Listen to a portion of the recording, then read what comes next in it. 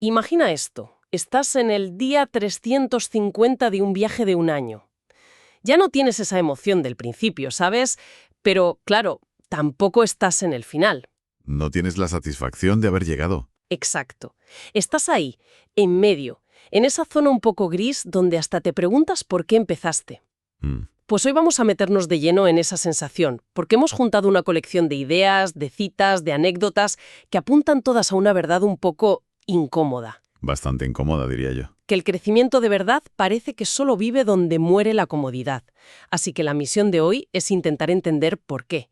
Vamos a explorar ese contraste entre lo que el autor Jim Rohn llama la multitud fácil y, bueno, lo que estas fuentes llaman el camino exigente. Y lo más fascinante de todo esto es que las ideas no vienen de un solo libro, ¿sabes? Son como un mosaico. Hemos cogido fragmentos de sitios súper dispares. Airbnb, pasando por artistas como Steven Pressfield o Steve Martin. El objetivo es, digamos, descifrar la arquitectura de la excelencia. No es una fórmula mágica, entonces. Para nada, es más bien un conjunto de principios que se repiten una y otra vez. Y todo parece que empieza en el mismo sitio, una elección fundamental que tenemos que hacer. Vale, pues empecemos por ahí, por esa elección. Jim Rohn lo dice muy claro, ¿eh? No te unas a una multitud fácil, no crecerás. Ve donde las expectativas y las exigencias para rendir son altas. Directo al grano. Pero cuando habla de la multitud fácil, ¿a qué se refiere exactamente? Porque yo no creo que sea solo gente vaga. No, para nada. Conozco a personas que están ocupadísimas, que no paran, y que si lo piensas, quizás están en esa multitud, corriendo mucho, pero sin ir a ninguna parte. Has dado en el clavo. La multitud fácil no es la de los perezosos, es la multitud de la comodidad. Es como una fuerza de gravedad que nos tira hacia lo seguro, ¿sabes? Hacia el ya es suficiente. La vocecita esa que te dice que te conformes. Esa misma, la que te susurra que un esfuerzo modesto merece una recompensa modesta, que con cumplir el expediente ya vale. Y ahí está la gran paradoja que exponen todas las fuentes, ¿no? A ver, La multitud fácil te promete comodidad, pero lo que te entrega a la larga es estancamiento. En cambio, el camino exigente te promete dificultad, pero lo que te da a cambio es transformación. esto me suena muchísimo al caso de Airbnb, en sus inicios que estaban al borde del fracaso total. Totalmente. La lógica de la multitud fácil les habría dicho, abandonad, buscad algo más sencillo, sacad un producto más modesto, pero hicieron justo lo contrario. Justo lo contrario. Y aquí es donde la historia se pone muy interesante. En lugar de retirarse a un mercado más fácil, eligieron el desafío más grande que encontraron. El festival SXSW en Austin. Exacta. Y no lo hicieron a pesar de los retos, sino precisamente por ellos. Espera un momento. ¿Me estás diciendo que su gran estrategia, cuando estaban a punto de desaparecer, fue ir a por los clientes más difíciles y criticones que podían encontrar? Suena a locura, ¿eh? Hombre, es que en el SXSW estaba la élite tecnológica, los primeros influencers, gente que iba a destrozar cualquier fallo sin piedad. Suena a un suicidio comercial en toda regla. Suena contraintuitivo, ¿verdad? Pero conecta a la perfección con una cita de Galileo que es fundamental para entender todo esto. A ver, cuéntala. No puedes enseñar nada a un hombre, solo puedes ayudarle a encontrarlo dentro de sí mismo. Lo que Airbnb hizo en Austin no fue vender un producto, fue crear un experimento social. Ah, claro. O sea, no fueron allí a enseñar a la gente a usar su plataforma con un PowerPoint. Para nada. Crearon las condiciones para que tanto anfitriones como viajeros descubrieran algo que ya tenían dentro. La capacidad de confiar en extraños, las ganas de tener una conexión más auténtica. Justo. Más allá de un hotel genérico. Airbnb no impuso la excelencia desde fuera. Quitó los obstáculos para que emergiera de forma natural desde dentro. Y según este principio, la excelencia no es algo que se instala como una app, ¿sabes? Es algo que se descubre. Es una idea mucho más humilde, pero infinitamente más poderosa. Y esto me lleva a otro tema de este camino exigente, la disciplina, que a veces roza la obsesión. El escritor Steven Pressfield cuenta que lee sus libros favoritos 10 veces, o que ve películas hasta que se sabe los diálogos de memoria. Sí, es una pasada. Hoy en día, con la cantidad de contenido que hay, la idea de volver a leer el mismo libro 10 veces, bueno, es una locura. La mayoría lo vería como un hobby, pero él lo llama trabajo. ¿Qué está viendo él que se nos escapa? Está viendo la diferencia fundamental entre consumo y estudio. Las fuentes lo llaman la excavación implacable de la maestría. Me gusta ese término. La multitud fácil confunde exposición con entendimiento. Colecciona experiencias, pone un tic en la casilla, libro leído, película vista, y luego se pregunta por qué le falta profundidad. Claro. El camino exigente entiende que el primer encuentro con una obra maestra solo te la presenta. Es a partir del segundo, del quinto, del décimo cuando empiezas a entender de verdad su arquitectura interna. Es como el concepto de Gray Cox sobre los fundamentos atléticos que se menciona en las notas. Exacto. Una base sólida se construye con repetición, no buscando el último ejercicio de moda en Instagram. Esas páginas destrozadas y llenas de notas de Pressfield son el equivalente a, no sé, a la 10.000ª repetición de una sentadilla bien hecha. Y volvemos a Galileo. Con cada relectura, Pressfield no está metiendo información nueva en su cerebro, ¿eh? Está descubriendo una capa de comprensión que ya estaba latente en él. Genio por ósmosis. Crean las condiciones para que el suyo propio emerja. Por eso su consejo es tan simple y tan profundo. Sigue trabajando. Es el interés compuesto. Es el interés compuesto de la pericia. Cada repetición no solo suma, multiplica tu entendimiento. Y esa idea de Pressfield, de trabajar en silencio de forma casi obsesiva, choca frontalmente con la imagen que tenemos del liderazgo. Totalmente. Pensamos en líderes como gente que habla mucho, que está siempre en el centro, pero una de las fuentes, William Arthur Ward, sugiere que todo empieza, pues justo al revés, con el silencio. Es un golpe directo a la línea de flotación de la multitud fácil. Porque la multitud fácil es, por definición, ruidosa. Está llena de planes, de excusas, de opiniones, de ruido constante que hace imposible el aprendizaje real. El silencio del que habla Ward es un acto de humildad radical. Es admitir, no lo sé todo, así que voy a callarme y a escuchar. ¿Cómo hizo Airbnb? Exacto. Tuvieron que silenciar sus propias suposiciones para poder escuchar lo que de verdad necesitaban los asistentes al Festival de Austin. Y a partir de ahí, Ward describe toda una secuencia. Después del silencio, viene el escuchar. Y solo después de escuchar se puede aprender de verdad. Correcto. Y solo después de aprender llega el momento de prepararse. Cualquier preparación que hagas sin un aprendizaje previo es puro teatro. Es preparar el discurso que tú quieres dar, en lugar de prepararte para la realidad que te vas a encontrar. Pero la secuencia no acaba ahí. Después de prepararse, hay que servir. Este es el paso que casi todo el mundo se salta. La preparación que no se traduce en un impacto real para otros es solo una forma muy sofisticada de procrastinar. O sea que es como construir una casa. No puedes poner el tejado, que sería liderar, si no has puesto los cimientos. Que son el silencio y la escucha. Claro. Y la mayoría de la gente quiere en ático con vistas sin haber construido ni la planta baja. Se saltan el paso de servir. Y la secuencia de Ward demuestra que eso es imposible. El liderazgo no es un puesto que se busca. Es una consecuencia que emerge del servicio excelente. Airbnb no se propuso liderar la industria. No. Se propuso servir a una audiencia muy específica en Austin de una forma tan excepcional que el liderazgo se volvió, una consecuencia inevitable.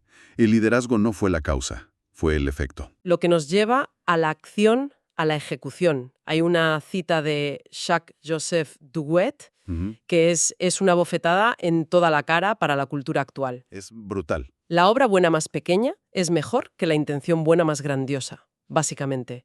Deja de hablar de tus grandes planes y haz algo. Cualquier cosa. Una pequeña acción vale más que la mejor intención. Y eso es el antídoto perfecto para lo que el libro La magia de pensar en grande llama excusitis. La enfermedad de las excusas. Sí, la describe así. Todos conocemos esa voz. Al principio sabes que es mentira cuando dices no tengo tiempo o no es el momento adecuado, pero de tanto repetírtelo te lo acabas creyendo. La excusa se convierte en tu realidad. Exacto. Y la multitud fácil es experta en fabricarlas. Y para callar esa voz, la directriz del cómico Steve Martin es la receta definitiva. Dice, sé tan bueno que no puedan ignorarte. Me fascina lo que no dice. Ya, no dice sé carismático, ni ten buenos contactos, ni ten suerte. Solo dice sé tan bueno. Es que esa frase es aterradora y liberadora a la vez, ¿no te parece? Totalmente. Es aterradora para la multitud fácil, porque elimina todas las vías de escape, todas las excusas. La habilidad se convierte en la única moneda de cambio. La excelencia es la única palanca que tienes. Y es liberadora porque... Y es liberadora porque te dice que la única variable que realmente controlas, tu propio nivel de habilidad, es la única que importa. No puedes poner excusas para llegar a ser tan bueno. Tienes que hacer el trabajo. Y volviendo a Airbnb, es que lo demuestran. No se hicieron famosos por una campaña de marketing genial. Se hicieron famosos porque resolvieron un problema tan bien que sus primeros usuarios se convirtieron en sus mayores evangelistas. La propia excelencia del servicio generó su propio marketing. Exacto. Cuando eres tan bueno, el liderazgo no es algo que persigues, es algo que te persigue a ti. Aún así, todo esto de ser tan bueno y el camino exigente puede sonar agotador. Me viene a la mente la famosa anécdota de John Lennon. Ah, sí. En el colegio le preguntaron qué quería ser de mayor, y él escribió feliz. La profesora le dijo que no había entendido la pregunta, y él le respondió, no, ustedes no entienden la vida. Con todo esto, ¿no corremos el riesgo de confundir el marcador con el partido? ¿De obsesionarnos tanto con el hacer que nos olvidamos del ser? Es una reflexión brillante, porque pone el foco en el error fundamental de la multitud fácil. Optimizan para conseguir cosas externas. Títulos, salarios, estatus. ¿Creen que si consiguen los logros correctos, se convertirán en la persona adecuada? Invierten el orden. Lennon entendió que el ser precede al hacer. Quién eres es mucho más importante que lo que haces. El camino exigente no va de acumular logros, va de convertirte en el tipo de persona que es capaz de alcanzarlos.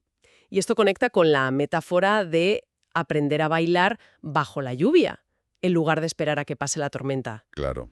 La multitud fácil se pasa la vida esperando las condiciones perfectas, el momento ideal que nunca llega. Pero es que las fuentes argumentan que la tormenta no es una interrupción del viaje, es el viaje. El crecimiento no ocurre en la calma del puerto, ocurre en la adversidad del alta mar. La tormenta de la duda, de la dificultad. De la distracción. Esa nunca pasa del todo. Simplemente aprendes a trabajar dentro de ella, a bailar bajo la lluvia. En la magia de pensar en grande hay una frase que lo resume todo. Decide vivir hasta que mueras. Suena obvio, pero creo que la clave está en la diferencia entre estar simplemente vivo y vivir de verdad. Es una distinción crucial.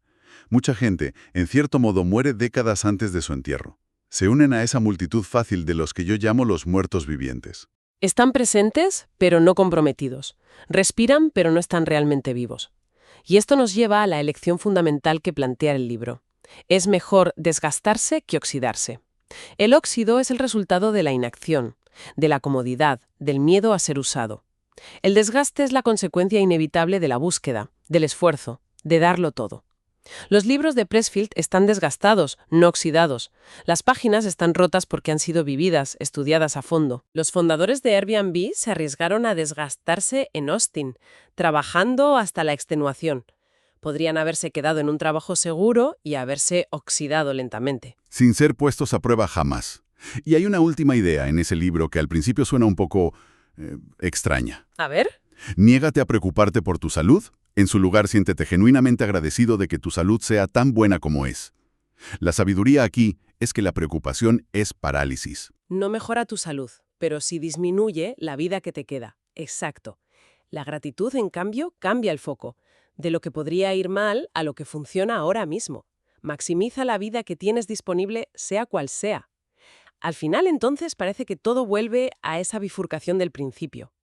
O te unes a la multitud fácil, que te ofrece comodidad hoy a cambio de estancamiento y arrepentimiento mañana, o eliges el camino exigente. Que intercambia la comodidad a corto plazo por una vida de la que sentirte orgulloso.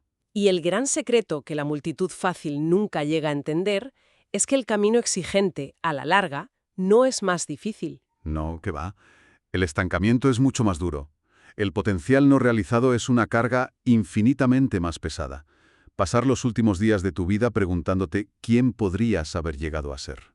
Eso sí que es difícil. Mucho más que cualquier reto que te ponga por delante el camino exigente. Es un intercambio brutal, pero muy claro. La multitud fácil busca preservar su energía, y la preservan tanto que al final se evapora sin haber sido usada. Lo que nos lleva a la reflexión final sobre el legado de la mano de Jacques-Joseph Duguet. Para ser recordado, no dejes nada atrás salvo amor. Que al principio puede sonar muy sentimental, ¿no? Muy de postal. Sí, pero si lo analizamos con todo lo que hemos hablado. Claro, aquí amor no se refiere a algo sentimental, como flores y corazones. Se refiere a la huella que dejas.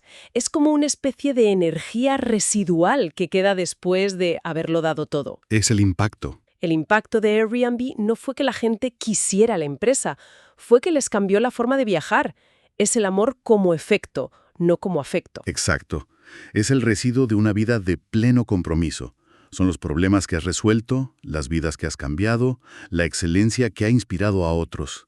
Es lo que queda cuando alguien se ha desgastado por una causa, en lugar de oxidarse en la comodidad. Y esto nos deja con una última reflexión. Todas estas fuentes, de Galileo a Steve Martin, insisten en lo mismo. La excelencia no puede enseñarse desde fuera, solo puede descubrirse desde dentro. Y esto plantea una pregunta muy práctica. Si la excelencia es un descubrimiento interno, entonces la pregunta más importante no es ¿quién puede enseñarme a ser excelente?